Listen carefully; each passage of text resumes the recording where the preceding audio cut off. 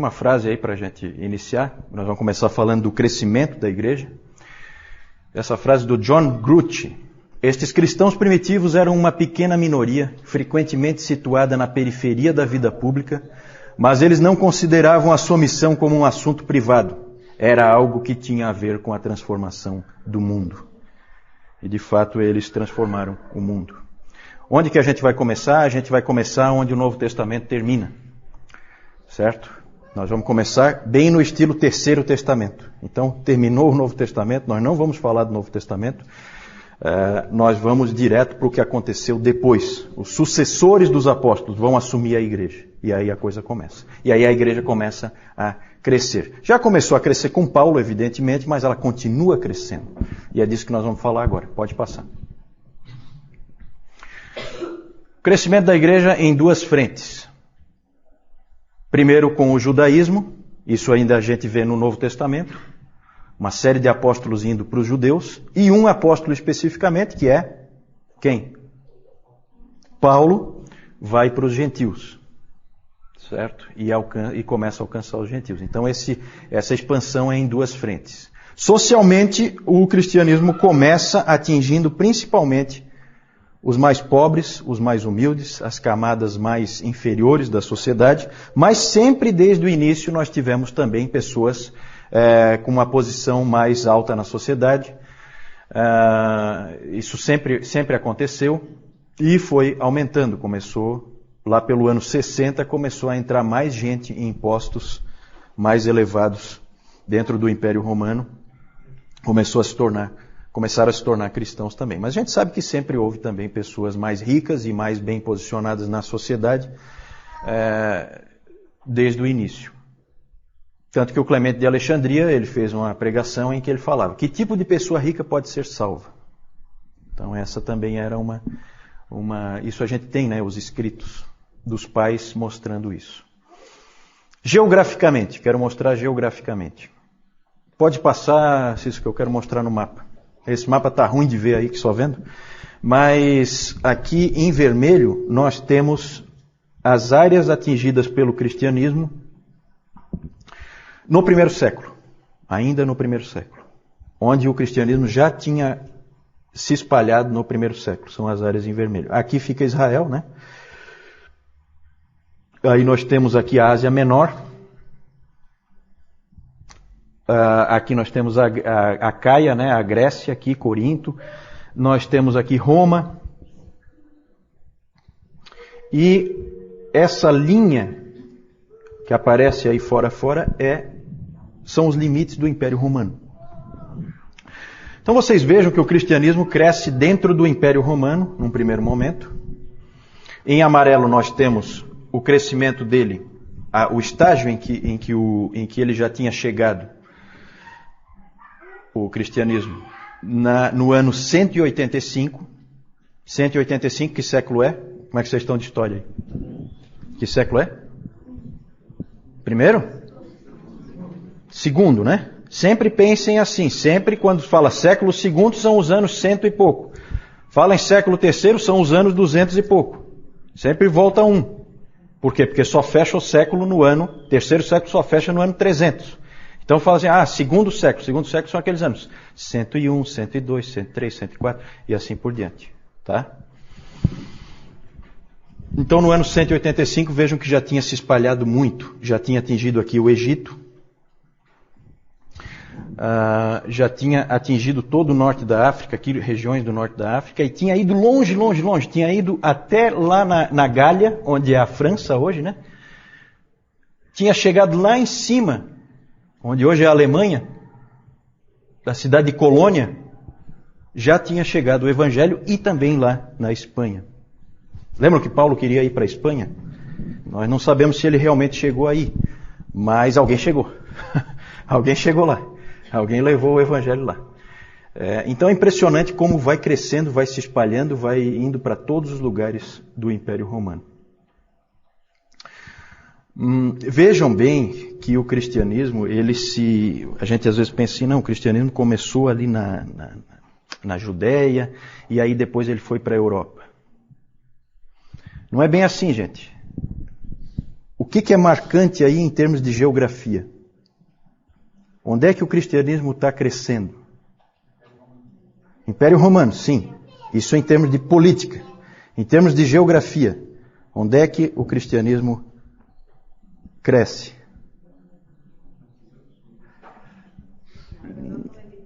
Exatamente, dona Carlota. É isso aí mesmo. Mar Mediterrâneo. Essa é a chave. Certo? Por quê? Porque está cheio de cristãos aqui na África. Um monte de coisas que a gente vai ver, um monte de pais da igreja, são africanos. Aí alguém fala assim, mas Agostinho é africano. Né? Aí você fica pensando, né? Africano, uma pessoa de cor negra, são países pobres. Né? A gente fica pensando com a cabeça de hoje. Completamente errado. Isso aqui é mar Mediterrâneo, gente. Isso aqui é lugar nobre. Aqui, é Alexandria, o centro cultural do Império Romano. A grande cidade onde todos os intelectuais estavam, né? Vamos só trocar rapidinho aqui para próximo slide, Cício, por favor. Isso aqui é hoje, só para a gente ter uma ideia, né? Então aqui, Ásia Menor. Ásia Menor era o berço do cristianismo ali onde tudo começou. Ásia Menor hoje é Turquia, toda ela é Turquia. Várias daquelas cidades que a gente vê no Novo Testamento estão todas aqui dentro da Turquia.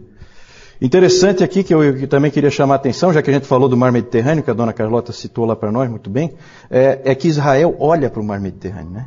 Isso é bem nítido. Israel ele fica de frente para o Mediterrâneo. Parece que a coisa já na mente de Deus já estava toda planejada. Né? Joga aqui no Mediterrâneo. E dali espalha, né? Israel fica de fato de frente para o Mediterrâneo. Aqui nós temos a Grécia, a Itália, a Alemanha fica bem ao norte da Itália, a França lá, a Espanha.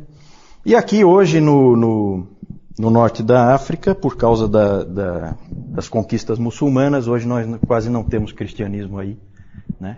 Mas em outros tempos foi um lugar importantíssimo para o cristianismo, o norte da África. Isso aí só para mostrar para vocês, para a gente ter uma ideia de como é hoje, como era naquele tempo e como começou a expandir. A chave realmente é, como o Valdir disse, o Império Romano e o Mar Mediterrâneo, que o Império Romano se constitui muito em cima do Mar Mediterrâneo. A cidade de Alexandria, que eu falei antes, Alexandria, ela fica bem ali naquele delta do Nilo, na saída do Nilo ali.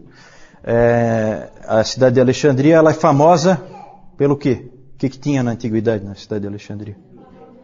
Farol de Alexandria, uma das maravilhas do mundo antigo, né? E que mais?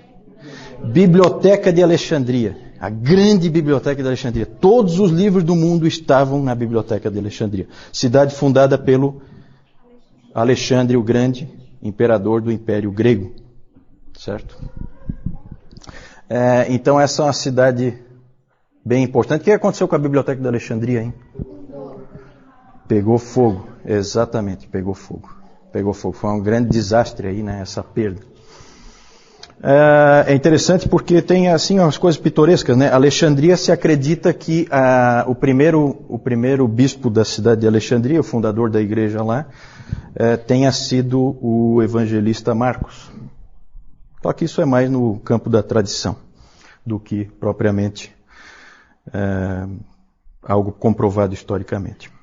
Também tivemos forte expansão para o Oriente, não foi só para cá. Para cá também houve expansão. Veio para a Síria, para a Pérsia, expandiu, o cristianismo expandiu para a Síria, expandiu para a Pérsia, expandiu até o Afeganistão, foi para a Mesopotâmia, foi até o Afeganistão. O apóstolo Tomé, alguém sabe para onde é que Tomé foi? Para a Índia, exatamente. Tomé foi para a Índia. Imagina, foi lá para a Índia, lá do outro lado. De novo, a gente está sendo seletivo. Por quê? Porque nós temos poucos registros do que aconteceu na Índia. Mas a igreja estava crescendo lá. Depois, um grande professor de Alexandria é cheio de professores, tá? Um grande professor de Alexandria, de um seminário que existia aqui em Alexandria, onde grandes nomes, depois nós vamos ver, apareceram. Ele também foi para a Índia como missionário.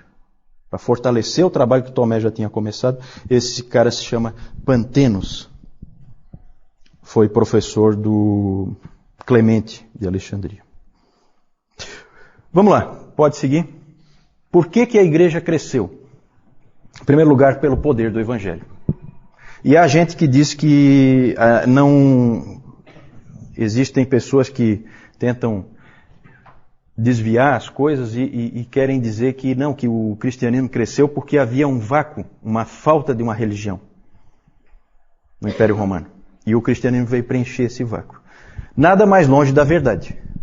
O Império Romano era cheio de religiões. Cheio de todo tipo que você puder imaginar. Tinha as religiões pagãs tradicionais, que vocês conhecem, com aqueles deuses todos, greco-romanos, né, vieram da Grécia, mas foram trazidos para os romanos.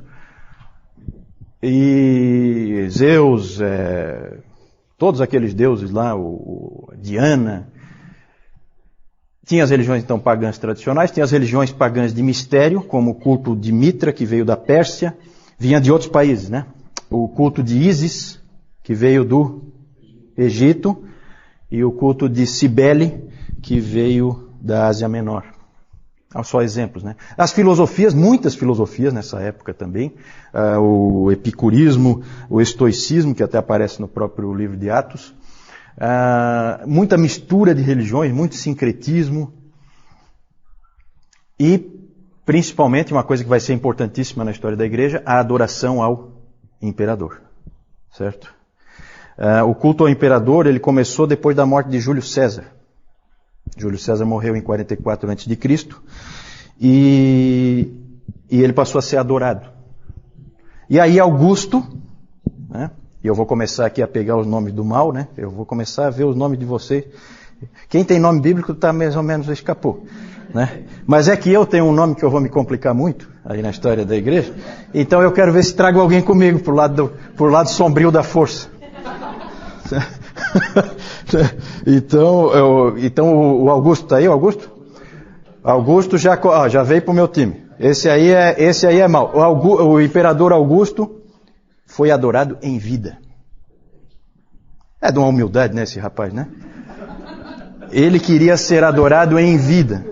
Não, com certeza não. Com certeza não. Eu tenho que trazer alguém pro meu time, tá? O Augusto é um reforço bom.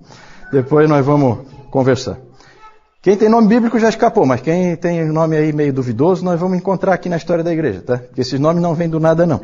A gente tem muito aquela mania de ver o que significa o nome, né? Isso aí é secundário. O mais importante é saber por que o nome existe. Ele existe por causa de algum personagem histórico. O culto ao imperador era bem simples. Na verdade, você tinha que só reclinar a cabeça ou queimar um pouquinho de incenso. Isso aí salvava a tua vida. Salvava a tua vida. Só que a gente sabe que, depois nós vamos ver, as pessoas preferiam morrer. Naquela época podia-se crer em qualquer religião. Não tinha problema nenhum. Alguém, inclusive, disse que nessa época todas as religiões eram consideradas pelo povo como igualmente verdadeiras, pelos filósofos como igualmente falsas e pelas autoridades como igualmente úteis. Certo? Parece com hoje em dia, né? É mais ou menos a mesma coisa, né? Nada de novo debaixo do sol. Só que o cristianismo gerou um problema. Acho que pode passar aí. Não. Ele gerou um problema por causa do seu exclusivismo. Os cristãos começaram a ser perseguidos não por serem cristãos, mas por serem cristãos apenas. Certo? Esse era o problema. O problema é você ser só cristão. Isso é inadmissível. Você pode ter toda a religião que for, não tem problema nenhum. O Império Romano aceita, não tem crise. Os judeus também tinham essa característica, só que os judeus eram isentos de adoração ao imperador, por motivos que eu não vou entrar agora, mas que tem a ver basicamente pelo fato de ser um Estado organizado e Roma tinha uma preocupação em manter o que ela chamava de paz romana. E os cristãos não ganharam essa isenção. Ficaram numa situação difícil. Vamos lá. Testemunho dos cristãos. O crescimento da igreja foi em cima do testemunho dos cristãos. Podem ter certeza disso. Por palavras, né? Cada cristão era um missionário. Cada um deles.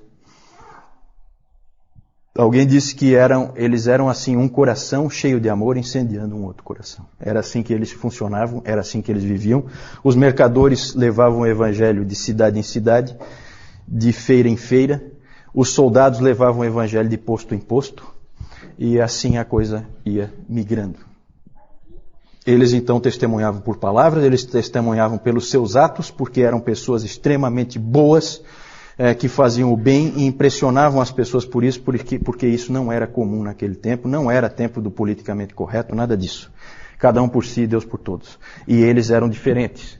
Eles cuidavam dos pobres, eles cuidavam dos doentes, eles cuidavam dos encarcerados, eles cuidavam dos órfãos, eles cuidavam das viúvas, eles ajuntavam as crianças que tinham sido jogadas na sarjeta, eles faziam todas essas coisas e eles impressionavam aos outros por isso. E eles se amavam a ponto de dar a vida uns pelos outros. Um dava a vida, o outro ia junto com ele.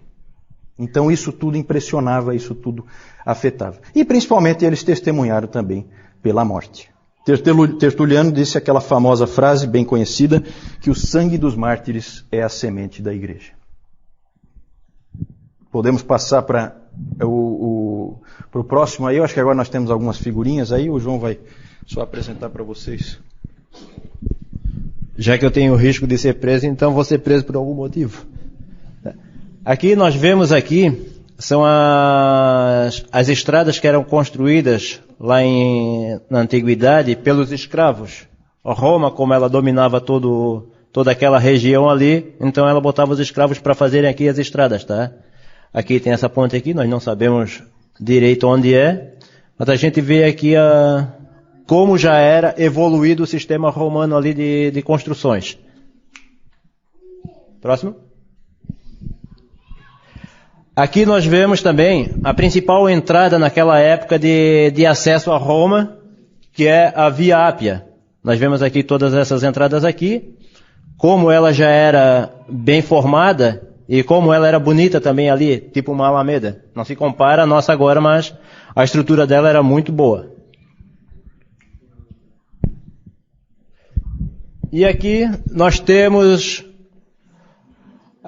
os templos ali na cidade de Éfeso. Aqui o templo já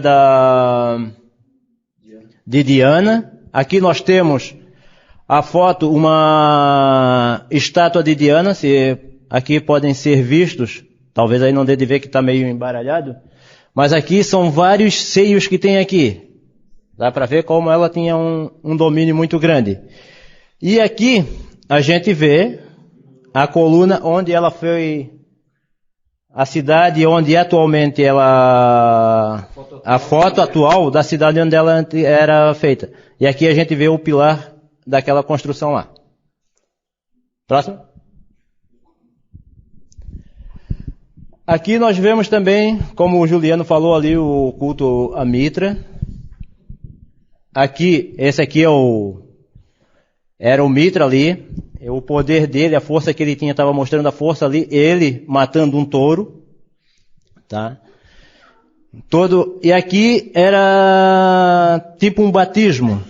A pessoa ficava aqui embaixo, tinha um piso cheio de furo, eles matavam o animal aqui em cima, o sangue corria por esses buraquinhos aqui e batizava a pessoa lá embaixo com sangue. É meio carnal, né? Ali estava mostrando, o Mitra ele venceu então o touro, aquilo ali tem a ver com a astrologia, tá?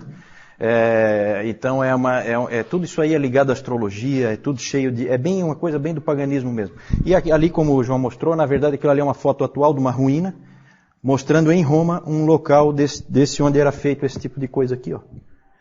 Existe lá hoje para visitação turística. Pode passar então. Vamos falar das perseguições.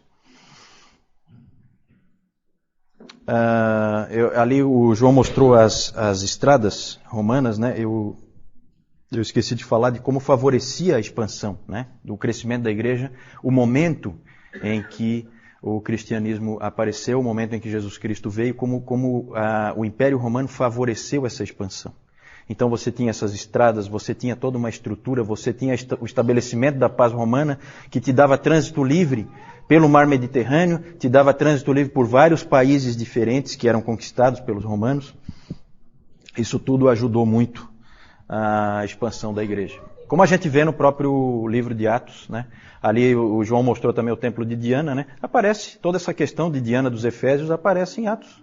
Todo o problema das estatuetas. Nós temos uma estatueta ali, aquela ali que ele mostrou, é uma estatueta daquelas que houve toda aquela confusão, que o Paulo acabou sendo preso por causa do medo dos fabricantes de estátuas em perder o seu negócio, né?